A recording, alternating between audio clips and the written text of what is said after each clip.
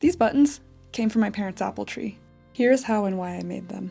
I recently turned my dad's old wool shirt into a keepsake jacket for myself. It was a really meaningful project to me, and I wanted every detail to matter. So when a bear tore down a branch of my parents' apple tree a couple weeks after he died, I decided to harvest the wood. I removed several particularly round branches and set those aside while I worked on the jacket. The project took me a long time to make, so the branches had plenty of time to dry out before it came time to use them. I cut the roundest branch I could find down into thin coins. I used an existing button as a template before drilling small holes into each coin.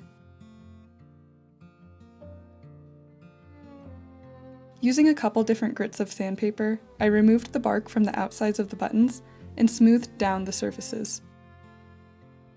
Here is a before and after comparison. Then I stitched these to the jacket. Because these buttons are bigger than the old ones, I had to widen and re-sew the buttonholes.